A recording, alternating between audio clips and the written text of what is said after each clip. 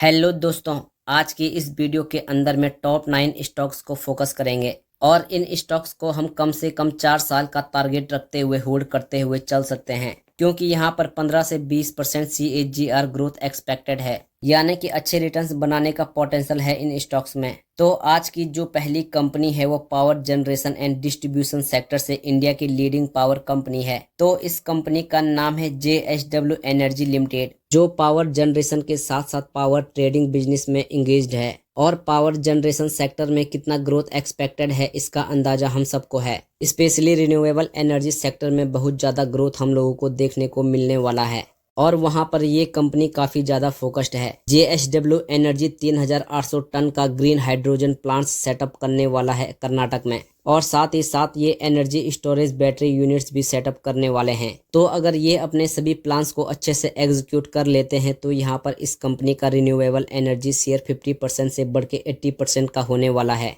और कंपनी अपनी power generation capacity को 3 गुना से बढ़ाकर 20 गीगावाट करने वाली है। FY30 में कंपनी के फाइनेंशियल की बात करें तो कंपनी का मार्केट कैप 1,04,971 करोड़ रुपए के आसपास का है। PE रेशियो 63.89 का, PB 4.22 का है। फेस वैल्यू 142.36 रुपीज और बुक वैल्यू 10 रुपीज की है। और रिटर्न ऑन इक्विटी 8.01% का है। तो फंडामेंटल अच्छे देखने को मिल जाते हैं। अगर कंपनी के शेयर होल्डिंग पैटर्न की बात करें तो 69.32% का स्टेक प्रमोटर्स के पास में मौजूद है, 13.34% FII और 9.31% का स्टेक DII के पास में है। बाकी का 8.03% स्टेक पब्लिक यानी कि रिटेल इन्वेस्टर्स के पास में मौजूद है। कंपनी का स्टॉक प्राइस देखें तो वो 603 रुपए का है। तो इस कंपनी को लॉन्ग टर्म के लिए डेफिनेटली कंसीडर कर सकते हैं। अब बात करते हैं अगली कंपनी की। तो इस कंपनी का नाम है भारती एयरटेल लिमिटेड। अब हम सबको पता है कि इंडियन मार्केट में जियो और एयरटेल ये दोनों ही मैक्सिमम मार्केट शेयर होल्ड करते हैं, यानी कि 80% तक मार्केट शेयर ये कंपनी होल्ड करती है। तो जहां तक भारती एयरटेल की बात आती है तो ये लीडिंग ग्लोबल टेलीकम्युनिकेशन कंपनी है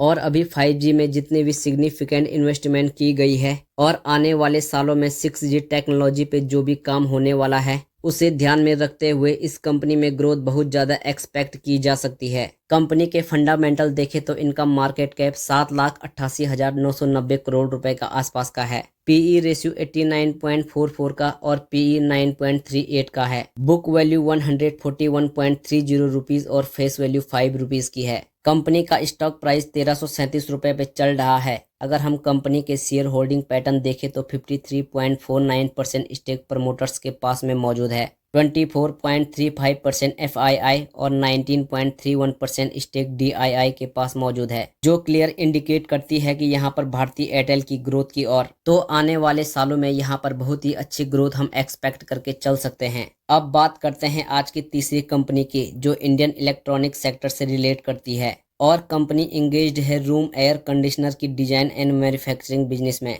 इतना ही नहीं, ये company AC non AC components के साथ साथ PCB असेंबलिंग और मोबाइल एयर कंडीशनर भी मैन्युफैक्चरर करती है। तो इस कंपनी का नाम है एम्बर एंटरप्राइजेस इंडिया लिमिटेड। ये कंपनी 29% का मार्केट शेयर होल्ड करती है अपने बिजनेस सेगमेंट में। तो यहाँ पर कंपनी के पास अपने बिजनेस सेगमेंट में पूरी काबिलियत है। इनका प्रोडक्ट रेंज बहुत ही डाइवर्सिफाइड है। एयर कंडीशनर के साथ साथ ये बाकी भी सभी कंपोनेंट्स मैन्युफैक्चरर करते हैं। अभी इनका करंट स्टॉक प्राइस 3,731 रुपए पे चल रहा है। इनका शेयर होल्डिंग पैटर्न देखें तो 40.31% का स्टेक प्रमोटर्स के पास मौजूद है, 25.98% FII और 15.84% स्टेक DII के पास में मौजूद है। बाकी का 17.87% स्टेक पब्लिक यानी कि रिटेल इन्वेस्टर्स के पास में मौजूद है। अब बात करते हैं आज की चौथी कंपनी की। तो इस कंपनी का नाम है L&T लिमिटेड। ये इंजीनियरिंग कंस्ट्रक्शन इंडस्ट्रीज में ऑपरेट करती है और ये एक leading engineering construction manufacturing financial services provide करती है।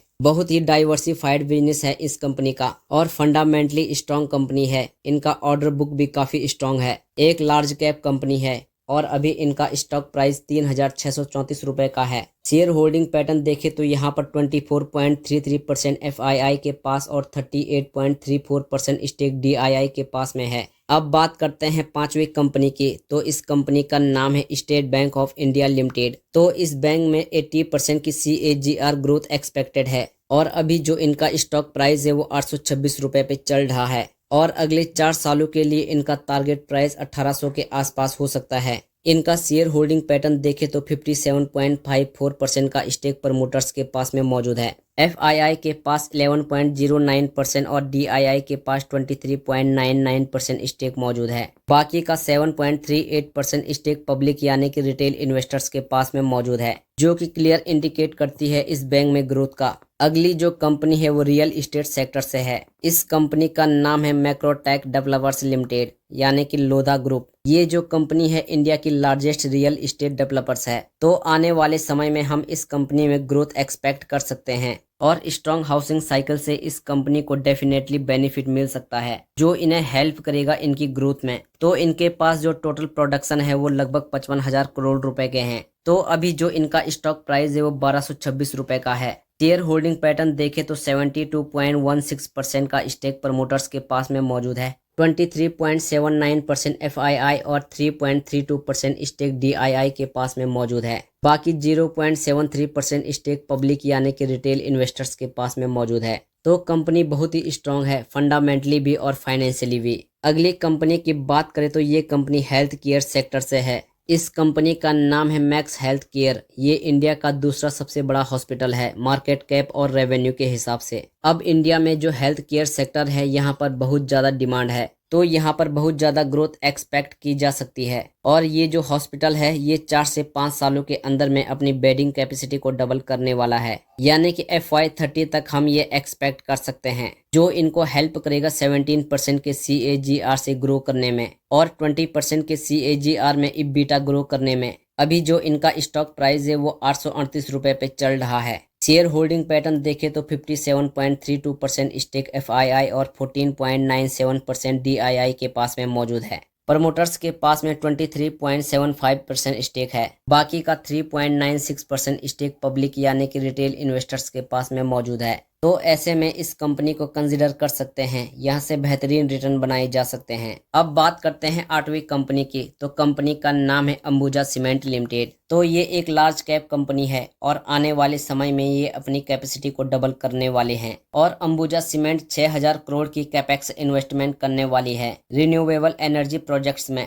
तो यहाँ पर 19% CAGR ग्रोथ एक्सपेक्टेड है। तो इस कंपनी का स्टॉक प्राइस 629 रुपए के आसपास चल रहा है। इनका शेयर होल्डिंग पैटर्न देखें तो 66.74% स्टेक प्रमोटर्स के पास में मौजूद है। 11.09% FII और 14.48% DII के पास में मौजूद है। बाकी का 7.69% स्टेक पब्लिक यानी कि रिटेल इन्वेस्टर्स के पास में मौजूद है। तो कंपनी काफी स्ट्रांग है, फंडामेंटली भी और फाइनेंशियली भी। लॉन्ग टर्म के लिए इस स्टॉक को फोकस किया जा सकता है। अगली कंपनी की बात करें तो इस कंपनी का नाम है TVS मोटर्स लिमिटेड। तो पिछले फाइनेंशियल ईयर में इस सेक्टर में काफी ज्यादा ग्रोथ हुआ था और आगे आने वाले समय में ऐसी ही ग्रोथ एक्सपेक्ट की जा सकती है, क्योंकि 2 व्हीलर इंडिया में बहुत ज्यादा सेल की जाती है। तो यही कारण है कि यहाँ पर इस कंपनी को सिलेक्ट करने का। और TVS मोटर्स का स्ट्रॉन्ग मार्केट शेयर है स्कूटर मोटरसाइकिल एक्सपोर्ट्स सेगमेंट में और इलेक्ट्रिक व्हीकल सेक्टर में भी देखा जाए तो 2 व्हीलर के लिए ये कंपनी स्ट्रॉन्ग शेयर होल्ड करती है।